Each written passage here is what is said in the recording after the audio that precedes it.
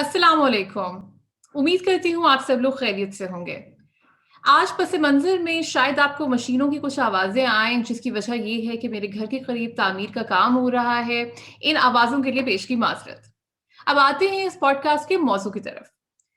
अगस्त 2020 से हिंदुस्तान में किसान 3 फार्म एक्ट्स के खिलाफ एहतजाज कर रहे हैं। जहां हिंदुस्तान में इन्हें तनकीद का निशाना भी बनाया गया, पाकिस्तान में रहने वाले लोगों ने किसानों के इस एहतजाज को खूब सराहा। इनमें सिर्फ आम लोग ही नहीं, बल्कि फवाद चौधरी साहब जैसे वफाकी वज़रा भी शामिल हैं। लेकिन गालिबन हम ये बात भूल जाते हैं कि पाकिस्तान में भी किसान बसते हैं। ज़्यादा दूर क्यों जाएं? नवंबर 2020 में पाकिस्तान के किसानों ने लाहौर में एहतजाज किया, जिसमें उन पर केमिकल स्प्रे किया गया, लाठी चार्ज किया गया। 2 किसान अपनी जान से भी हाथ धो बैठे। वही किसान जो हमारे लिए अनाज उगाते हैं ताकि हम अपने घरों में बैठकर खा सकें, उनकी हालत ज़ार और उनके मसाइल क्या हैं, हमें ये जानने में कुछ खास दिलचस्पी नहीं होती। आज हमारी खुशकिस्मती है कि हमारे साथ फारूक तारिक साहब मौजूद हैं, जो किसान राब्ता कमेटी के जनरल सेक्रेटरी हैं। 29 किसान तंजीमों ने मिलकर ये कमेटी में शामिल हुई हैं और फारूक तारिक साहब से ज़्यादा गालिबन किसानों के मसाइल कोई नहीं जानता। सबसे पहले तो फारूक तारिक साहब, आपका बहुत शुक्रिया कि आपने इस पॉडकास्ट में शिरकत के लिए हामी भरी। जी वेलकम जी। आ, फारूक साहब, हम आते हैं, हम बात शुरू करते हैं हिंदुस्तान में होने वाले किसानों के एहतजाज के बारे में। इसके बारे में सोशल मीडिया पर भी आप देखते होंगे, बहुत गुफ्तगू हो रही है, आपके इर्द गिर्द भी गुफ्तगू होती होगी। और हम ये भी देख रहे हैं कि ये एहतजाज खासा मुनज़्ज़म है, बहुत ऑर्गेनाइज्ड है। क्या वजह है कि पाकिस्तान में किसानों के एहतजाज उतने मुनज़्ज़म और ऑर्गेनाइज्ड नहीं होते? शुक्रिया सादिया आपके इस दावतनामे का और आपसे गुफ्तगू करने का। पहले मैं एक करेक्शन कर दूं आपकी इब्तदाई तारफ़ की कि जो नवंबर में लाहौर में किसानों का एक एहतजाज हुआ था, जी, उसमें एक किसान शहीद हुआ था, अशफाक लंगड़ियाल। जी। दूसरे किसान के बारे में गलतफहमी थी, लेकिन वो किसी और वजह से फौत हुए थे। वो पुलिस के उस जो तशद्दुद है उससे फौत नहीं हुए थे। ठीक तो है। अ, आज जो भारत में तहरीक है, इसने पाकिस्तान की किसान तहरीक में भी एक नई रूह फूंकी है। लोग बड़े इंटरेस्ट से किसानों की इस तहरीक को देख रहे हैं। अगरचे कुछ लोग इसे भारत दुश्मनी के तौर पर सपोर्ट कर रहे हैं, लेकिन हम इसको भारत दुश्मनी के नहीं, चूंकि हम तो चाहते हैं कि पाकिस्तान और भारत के आपस में जो तल्कात हैं वो खुशगवार हों, इनकी आपस में जंग ना हो, लड़ाई ना हो। लेकिन ये जो तहरीक है किसानों की भारत में जो चल रही है अगस्त 2020 से, ये एक बड़ा सीरियस चैलेंज हुआ है भारत की एक right wing, extreme right wing हुकूमत मोदी सरकार को। इससे पहले वो न्यू लिबरल एजेंडे पर इम्प्लीमेंटेशन की हर तरह से कामयाबी से कोशिश कर चुकी थी। उसका ख्याल था कि ये जो कोरोना है, इसकी आड़ में मैं आर्डिनेंस के जरिए इन 3 कवानीन को पेश करके तो किसानों की मज़ामत के बगैर हम ये काम कर सकेंगे। बेसिकली ये तीनों कवानीन किसानों को मार्केट के रहमो करम पर छोड़ देते हैं। ये तीनों कवानीन उनकी जो मिनिमम सपोर्ट प्राइस है उसको चैलेंज करते हैं, और ये मुतालबा पाकिस्तान में भी बड़ा अहम रहा है। लेकिन दूसरी तरफ जब पाकिस्तान में किसानों की तहरीक चलती है तो पाकिस्तान की हुकूमत और वज़रा उसको ख़त्म करने के दरपे तो ज़रूर होते हैं, उसकी हमायत नहीं करते। तो ये अच्छा नहीं लगता कि आप अपने मुल्क की किसान तहरीक को तो दबा दें, लेकिन दूसरे मुल्कों की किसान तहरीक की सपोर्ट करते रहें। ये एक मैं कहूँगा मुतज़ाद उनका किरदार है, एक मुनाफ़िकाना किरदार है, जो इस वक़्त पाकिस्तान की रियासत जो है वो अदा कर रही है। किसानों की इंडिया में तहरीक को सपोर्ट करना है तो पाकिस्तान के किसानों की खुशहाली के लिए जो गंदम की सपोर्ट प्राइस है उसको 2000 रुपया करें, जो गन्ने की कीमत है उसको 300 रुपया करें, और इसी तरह कपास और दीगर जो फसलें हैं उनकी कीमत को भी बेहतर करें, और उसके साथ साथ किसानों को बिला सूद कर्जे फराम करें ताकि वो अपनी मशीनरी वगैरह खरीद सकें। ये इकदाम लें तो हम समझेंगे कि आप किसान तहरीक के साथी हैं। जी सर, बहुत बेहतर। अच्छा, अब आपने यहाँ पर ये बात की कि आप लोग इसलिए भारत की किसान तहरीक को सपोर्ट करते हैं क्योंकि आपको लगता है कि दोनों अतराफ में, सरहद के जो दोनों अतराफ हैं, वहाँ पर किसान को खुशहाल होना चाहिए, और इस तहरीक से आपकी तहरीक में भी एक नई रूह फूँकी गई है।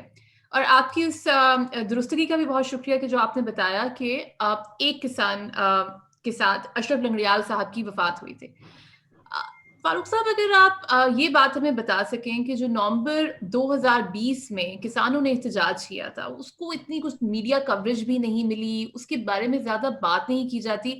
आप प्लीज़ उसके ऊपर ज़रा अगर कुछ रोशनी डालें ताकि हमारी ऑडियंस को पता चले कि हमारे किसानों ने भी अ, एहतजाज किया था। देखिए, पिछले 20 साल में पाकिस्तान के अंदर किसानों की 2 बड़ी तहरीकें उभरी हैं। पहली तहरीक थी ओकाड़ा मिलिट्री फार्म्स के ऊपर, अंजुमन मुज़ाहिरीन पंजाब की, जिसको हमने ऑर्गेनाइज़ किया था 2001 में, और 2003 में ये किसान राब्ता कमेटी बनी थी। उस तहरीक को भी पाकिस्तान की रियासत की जानिब से काफ़ी तशद्दुद का सामना करना पड़ा। उसके एक रहनुमा जो हमारी किसान राब्ता कमेटी के भी रहनुमा हैं, मेहर अब्दुस्तार, वो जी, 4.5 साल की कैद के बाद अभी रिलीज़ हुए हैं। जी, और कोर्ट से उन्होंने बरी किया। 36 इंसदाद दहशत गर्दी के मुकदमात उनके खिलाफ दर्ज किए गए थे। जो बात आप कर रही हैं 20 नवंबर 2020 की, वो हमारी दोस्त तंजीम है पाकिस्तान किसान इत्तेहाद। वो लाहौर आए थे ये मुतालबा करने के लिए कि गंदम की स्पोर्ट प्राइस जो है वो 2000 रुपया फी मन की जाए। इससे पहले 1450 थी, फिर गवर्नमेंट ने 1600 की, फिर 1650 कर दी, और वो मुतालबा कर रहे थे 2000, चूंकि गंदम की बिजवाई का पीरियड था वो, और ज़्यादा किसान उसमें इन्वॉल्व होना चाहते थे अगर हुकूमत की जानब से सपोर्ट प्राइस बेहतर होती। और ये एक जायज़ मुतालबा था उनका, इसलिए कि जो गंदम किसानों से इन्होंने 1450 में खरीदी, वही गंदम शहर के लोगों ने 2300, 2400, 2500 रुपए मन में जाके खरीदी। यानी गंदम की एक्चुअल प्राइस 1450 नहीं थी जो हुकूमत दे रही थी। तो इसकी हम करेक्शन चाहते थे। तो जब वो आए तो 2 दिन के लिए तो धरना था उधर ठोकर न्याज़ में, और उन्होंने को सड़कें भी ब्लॉक नहीं की हुई थी, और एक तरफ थे सड़क के। तो सुबह सवेरे उनके ऊपर हमला किया। लाहौर के एक एसपी साहब एक वीडियो पर, जो कि पाकिस्तान के मुख्तलिफ टीवी चैनल्स ने चलाई, ये कहते हुए सुने गए कि इनके ऊपर केमिकल पोल्यूटेड वाटर जो है वो फेंकें ताकि इनको नानी याद आ जाए। तो ये पुलिस और रियासत किसानों को नानी याद कराने के लिए उनके ऊपर पानी का छिड़काव करती रही, जिसमें केमिकल मिला हुआ था। उनके ऊपर लाठीचार्ज किया गया। 186 किसानों को गिरफ्तार किया गया। मैं भी उसी वक्त फौरी तौर पे जिनाह हॉस्पिटल पहुंचा, शफा लंगड़ियाल की जो है मैयत, उसको वसूल करने के लिए। हमने कोशिश की कि वहाँ पे उसका हम जो है वो एफआईआर दर्ज करवाएं और उसका पोस्टमार्टम कराएं, लेकिन हमारी किसी ने सुनी नहीं बात, और बॉडी भी ठीक नहीं हो रही थी। तो फिर हमने वो बॉडी जो है वो विहाड़ी को, जो उसका आबाई गाँव है, वहाँ भिजवा दी उसको दफनाने के लिए। अभी हम इस वक्त लीगल तैयारी कर रहे हैं हुकूमत के खिलाफ मुकदमा दर्ज करने की, क्योंकि जो किसानों की तहरीक है उसको वेलकम करना चाहिए था लाहौर में। और ये पंजाब असम्बली की रेजोल्यूशन थी जो मुश्तरका तौर पे पास हुई है कि गंदम की कीमत को 2000 किया जाए। और मुस्लिम लीग नून ने, काफ ने, पीपल्स पार्टी ने मिलकर, और तहरीक इंसाफ के लोगों ने मिलकर ये करारदाद की, इस करारदाद की हमायत की, जो हमने ड्राफ्ट की हुई थी, जो अच्छा, मैंने एक लिख कर उनको भेजा था कि ये आप करारदाद पास करें, और वो उन्होंने मंजूर कर दी पंजाब असम्बली में। लेकिन फेडरल हुकूमत ने उस करारदाद को भी नज़रअंदाज कर दिया है। और पाकिस्तान के किसानों का आज भी बड़ा मुतालबा जो है सपोर्ट प्राइस के लिहाज से, दीगर मुतालबात के अलावा, वो गंदम की सपोर्ट प्राइस को 2000 रुपया फी मन करना है, क्योंकि पंजाब गंदम का गढ़ है। जी, और इस दफ़ा गंदम कम लगी है माजी की निस्बत, क्योंकि इन्होंने सपोर्ट प्राइस बढ़ाई नहीं थी। और जो हाल पास्को ने खरीदते वक्त किसानों का किया, वो भी बहुत बुरा था। किसान अपनी बीज जो है वो रख लेते हैं, क्योंकि बीज को साफ करके तो वो 1600 1700 में फिर मिलता है इनको। तो बहुत सारे किसानों ने अपनी गंदम बेचने के बजाय बीज के लिए रख ली थी। ये बीज वाली गंदम भी पास्को के हुकाम जबरदस्ती उठा कर ले गए, क्योंकि पिछले साल भी गंदम कम हुई थी। उसमें कुछ क्लाइमेट चेंज के असरात थे, कुछ और इश्यूज थे جس کی وجہ سے گندم نہیں ہوئی اور گندم کا ایک بحران بھی آپ کے سامنے ہوا. تو یہ تھا مین مطالبہ اس وقت لاہور کی کسان تحریک کا.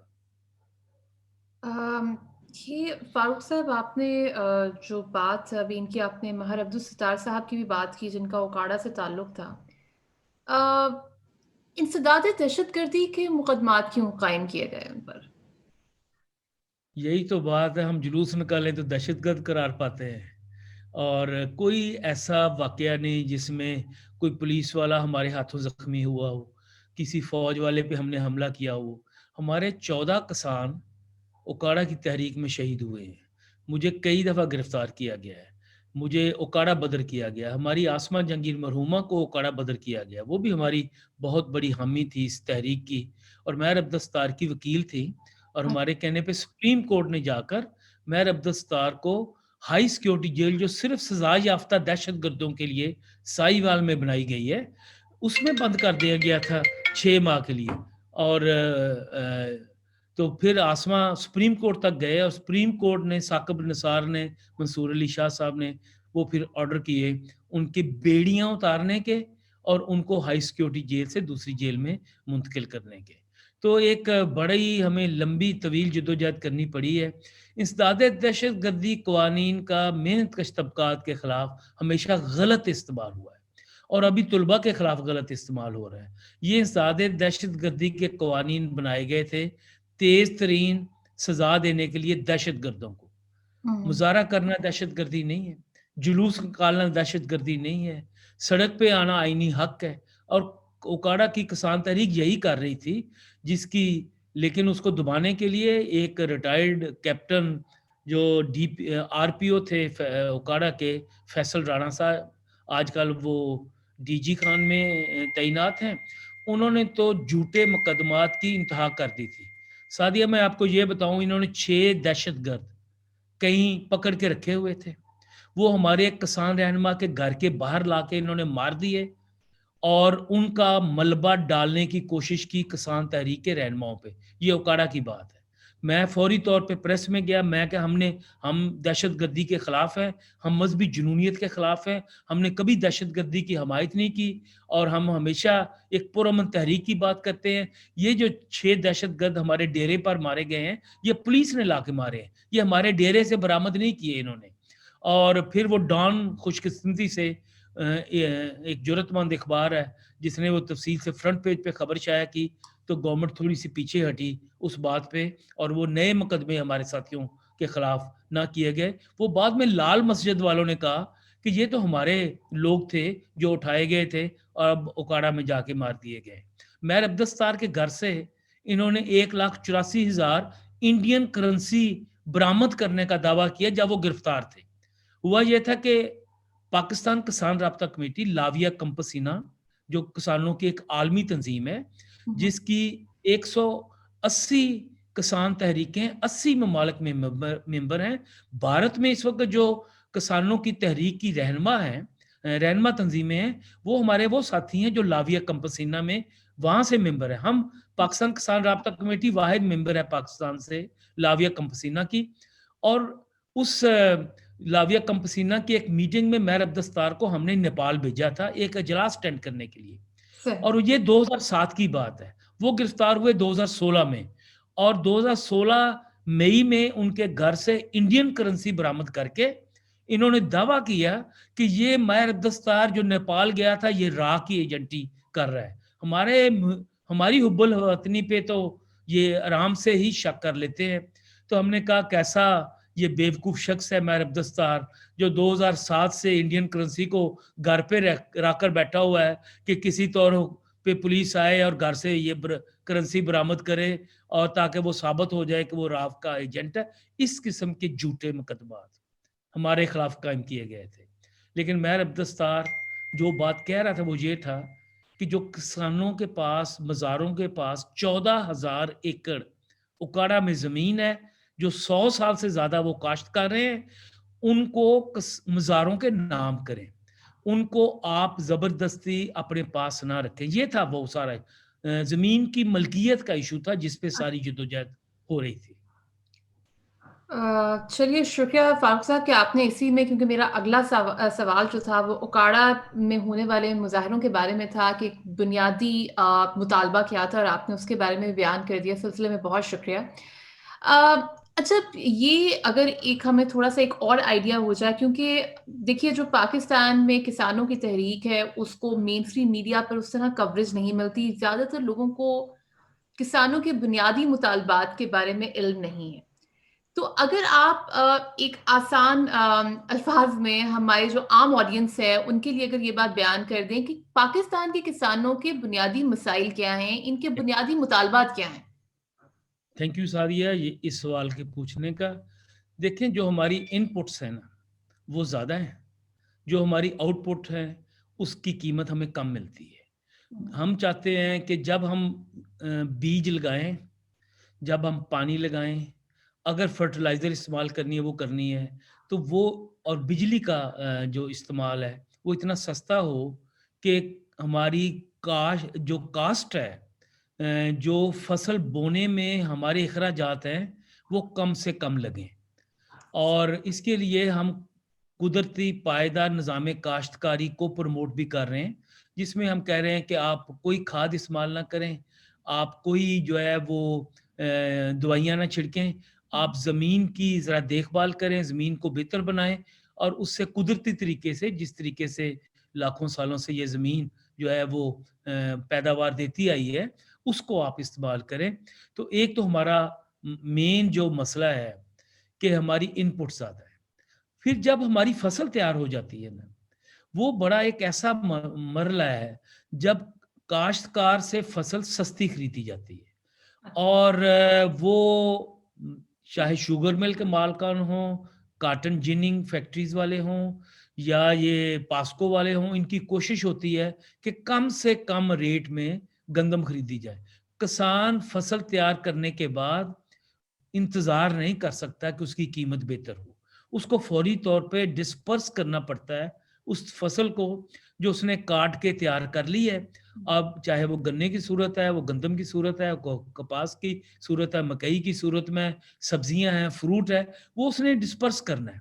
उसके पास कोई स्टोरिंग फैसिलिटीज नहीं, कोई स्टोर नहीं है, गोदाम नहीं है उनके पास। तो जब वो बेचने जाता है मंडी में, तो फिर आड़ती, एजेंट, मिल मालकान मिलकर उस खास पीरियड में जो 1-2 माह का होता है, उसमें कीमत को कम कर देते हैं। खरीदते नहीं है वक़्ती तौर पे। जब वो खरीदते नहीं तो कीमत नीचे आ जाती है। ये मार्केट का जो आपको पता है, जो जिस तरह ये इसका प्रोसेस चलता है। तो एक तो वो पीरियड, उसमें हमें रियासती इमदाद नहीं मिलती कि हमें पूरी जो है वो सपोर्ट मिल जाए। तीसरी बात ये है कि यहाँ पे जो सब्ज़ इनकलाब के नाम पर हमारी ज़मीन की तबाही की गई 60s की दिहाई में, जिसमें बहुत ज़्यादा खादों का, दवाइयों का इस्तेमाल, कहा गया कि इससे फसल बहुत बेहतर होगी। हमें ये बताया जाता है कि आपकी आपकी फ़ी एकड़ काश्त कितनी होती है। ये नहीं बताया जाता कि फ़ी एकड़ काश्त करने में कितना खर्च होता है और जब हम फसल बेचेंगे तो वो कितने में बिकेगी और हमारी बचत कितनी होगी। तो वो जो फ़र्क है दोनों के दरमियान, वो बहुत कम है और जिससे हमारी लेबर पूरी नहीं होती। यही वजह है कि पाकिस्तान में गुर्बत सबसे ज़्यादा देहातों में है। मैं उनकी सिर्फ बात नहीं कर रहा जो ज़मीन के मालिक हैं, मैं उनकी बात भी कर रहा हूँ जो बेज़मीन है, जो मज़ारीन है, जो औरतें सुबह-सुबह 4-6 घंटे काम करती हैं, एक ₹100 के लिए, चाहे वो फूल चुनने का काम हो, सब्ज़ी को फसलों से निकालने का काम हो, अर्ली मॉर्निंग ये औरतों के काम है, जो देहातों में वो बड़ी मेहनत से करती हैं और उनको स्लेव वेजेस जो है वो अदा की जाती है। तो ये एक चुंगल बना हुआ है। दूसरी बात है कि पाकिस्तान में एक फ्यूडल सोसाइटी है, एक फ्यूडल कल्चर है और ज़मीन की बड़ी-बड़ी मलकीतें हैं। बहुत सारे ख़ास तौर पे सऊदर्न पंजाब, बलूचिस्तान, सिंध और केपी के कुछ हिस्सों में। नॉर्दर्न पंजाब में इतनी बड़ी मलकीतें नहीं हैं। वहाँ भी एक नई तर्ज की जो है वो फ्यूडलिज्म उभर रही है, जिसमें जहांगीर तरीन टाइप लोग हैं, जिन्होंने रियासती मदद से 20-20 हज़ार एकड़ ज़मीन जो है वो या लीज पे ले ली या ज़बरदस्ती खरीद ली और आज उसके वो मालिक बने हुए हैं। उससे उन्होंने मिलें लगाई हैं, मिलों से उन्होंने गन्ने के काश्तकारों को کم پیسے دیے ہیں اور پھر چینی کا بحران کیا ہے اور وہ کھرب پتی بن گئے. پھر وہ حکومتیں بناتے ہیں اور لوگوں کو خریدتے ہیں, سینٹ کے انتخاب میں لوگوں کو لے کے آتے ہیں. یہ جو فیوڈل کلچر ہے پاکستان کا, اور نئی فیوڈل کلاس جو پڑھی لکھی ہے, جو فارن گریجویٹ ہے, جو اپنی زمینوں کی بل بوتے پر جو عام لوگوں کی فلاح کے لیے نہیں, اپنے طبقے کی فلاح کے لیے جو ہے وہ کام کرتی ہے. یہ ہے ایشو پاکستان کا ایک اور بہت بڑا مسئلہ. اور سعدیہ, میں صرف آخری بات یہ کہنا چاہتا ہوں کہ لینڈ ریفارمز ہوئی تھیں 2 دفعہ پاکستان میں, 59 میں اور 72 میں, اور بھی ہوئی ہیں, لیکن یہ 2 میجر لینڈ ریفارمز تھیں. جی جب ضیاء الحق پاور میں آئے تو انہوں نے لینڈ ریفارمز میں حاصل کی گئی زمینوں کو, جو پیپلز پارٹی کے دور میں بابائے سوشلزم شیخ محمد رشید مرحوم نے جو ہے, جو فیڈرل لینڈ کمیشن کے چیئرمین تھے, انہوں نے جگیرداروں سے چھین کر مزاروں میں تقسیم کی تھی. اور جہاں آج پیپلز پارٹی کی کچھ بنیادیں ہیں, اس میں ان لینڈ فارمز کا بڑا اثر ہے. تو وہ زمینیں بعد میں شرعی عدالت کے بل بوتے پر سپریم کورٹ میں غیر اسلامی قرار دی گئی ہیں. ہم اس کے خلاف بھی سپریم کورٹ میں گئے ہوئے ہیں, لیکن ابھی اب تو 8 سال ہو گئے, 2012 میں گئے تھے ہم اس کے خلاف. اور وہ ابھی لینڈ ریفارمز ہیں نہیں پاکستان میں, کوئی قانون نہیں ہے کہ آپ کتنی ملکیت رکھ سکتے ہیں. اور یہ تو آپ ملٹی نیشنل کمپنیوں کو لانا چاہتے ہیں, چین کو لانا چاہتے ہیں, کارپوریٹ فارمنگ کرنا چاہتے ہیں. یہ فیملی فارمنگ کو ختم کر کے کارپوریٹ فارمنگ لانا چاہتے ہیں. ہم چاہتے ہیں فیملی فارمنگ جو صدیوں سے چل رہی ہے, جو لوگوں کی بنیاد ہے, اس کو ہم پروموٹ کریں. جو آپ نے یہ مطالبات بتائے, اور فاروق صاحب, وہ آپ کی باتیں سن کے مجھے خود بھی شرمندگی ہو رہی ہے کہ یہ بہت سی باتیں اس طرح کی ہیں جو ہمیں نہیں پتا ان باتوں کے بارے میں, اور ہمیں پتا ہونا چاہیے. ایک سوال جو آپ کے لیے آیا ہے, کیونکہ میں نے سوشل میڈیا پہ بتایا تھا کہ آپ کے ساتھ گفتگو کرنے کا موقع ملے گا, اور وہ یہ ہے کہ سندھ میں آج کل کسان احتجاج کر رہے ہیں, جو کہہ رہے ہیں کہ ٹماٹر اور پیاز کی درآمد کو کی امپورٹس کو بند کیا جائے. اس کے بارے میں آپ کا کیا کہنا ہے؟ اس کی ایکسپورٹس کو, سوری, کہ جو ایکسپورٹ کیا جا رہا ہے. جی جی دیکھیں, جب پاکستان میں کسانوں کو پوری قیمت نہیں مل رہی تو اس پروڈکٹ کی ایکسپورٹ کرنی بند کر دی جائے. لیکن جب پاکستان میں کوئی چیز مہنگی ہو رہی ہے تو پھر آپ امپورٹ کریں ادھر سے, اور پھر اگر ایکسیسو ہے اور قیمت اچھی مل رہی ہے کسانوں کو تو ایکسپورٹ کرنے میں کوئی حرج نہیں ہے. اور یہ ہم ایکسپورٹ کے اور امپورٹ کے خلاف نہیں ہیں بنیادی طور پہ, لیکن یہ ڈیپینڈ کرتا ہے کہ آپ کس وقت کس حالات میں کون سی فصل کو امپورٹ یا ایکسپورٹ کر رہے ہیں. مثلا انہوں نے تو گندم پہلے ایکسپورٹ کر دی, پھر مہنگی امپورٹ کر لی, تو اس طرح تو نہیں یہ کام چل سکتا. اب سندھ کے کاشتکاروں کا یہ بالکل درست اور جائز مطالبہ ہے کہ پیاز اور ٹماٹر کی فوری طور پر جو امپورٹ ہے وہ بند کریں, تاکہ جو ان کے پاس اپنی فصل ہے اس کی قیمت جو ہے نا پراپر مل سکے. دیکھیں, یہاں پہ ٹماٹر 200 روپے 300 روپے کلو تک بھی گیا ہے, لاہور میں 100 روپے تو بہت دیر تک رہا ہے, اور ابھی تو بہت نیچے قیمت آ گئی ہے اور قیمت پوری نہیں ہو رہی. کسی حد اس وقت تمام سبزیاں سستی ہیں, اس وقت تمام سبزیوں کے کاشتکاروں کو بچت نہیں ہو رہی.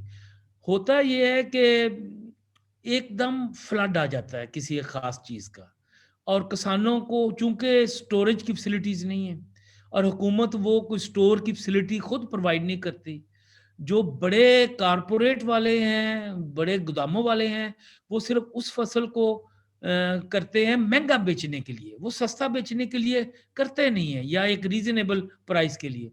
تو یہ ایک بڑا, اور محکمہ زراعت جو ہے نا پاکستان کا, وہ کسانوں کی بجائے جاگیرداروں کا زیادہ دوست ہے. ان کی تنظیم کا نام ہے انجمن فارمر ایسوسی ایشن, جس کے ہیڈ ہیں شاہ محمود قریشی صاحب, جو پاکستان کے وزیر خارجہ ہیں. تو یہ آپ دیکھیں کہ یہ فارمر بھی ہیں, ایسوسی ایشن بھی بنائی ہوئی ہے.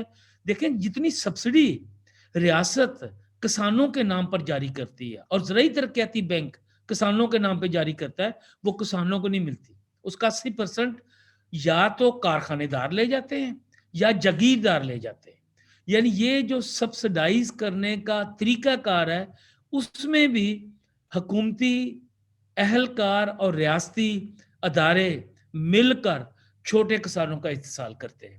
اور یہ سندھ کے تو کاشتکاروں کے ہمیشہ سے یہ ایک بڑا مطالبہ رہا ہے کہ ان کو فصل کی پوری قیمت نہیں ملتی جو اس وقت صورتحال.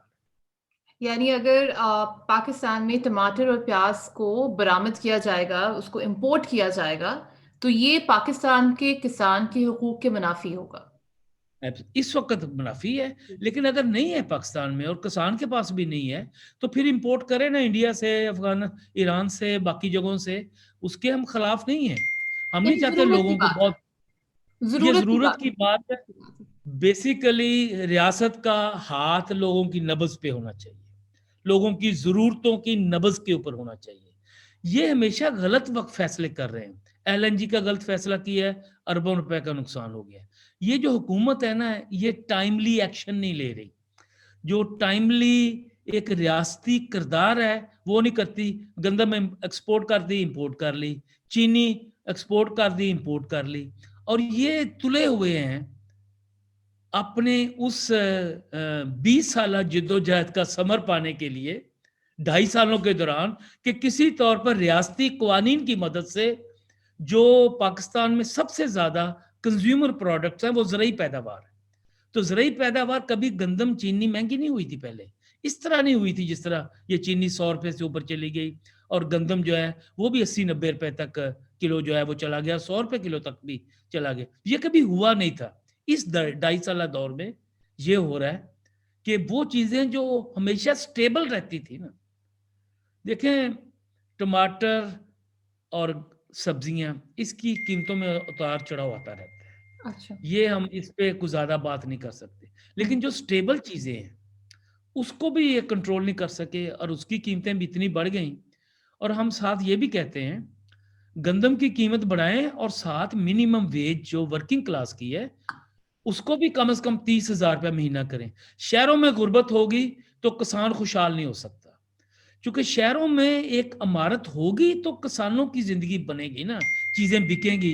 اگر شہروں میں غربت ہے اور طبقاتی تفریق بہت بڑھ گئی ہے شہروں کے اندر، جو اس وقت بڑھ رہی ہے.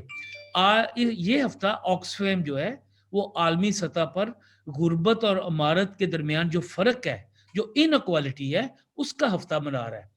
اور پاکستان کی صورتحال آپ کے سامنے ہے کہ ایک طرف بہت زیادہ امیر لوگ ہیں.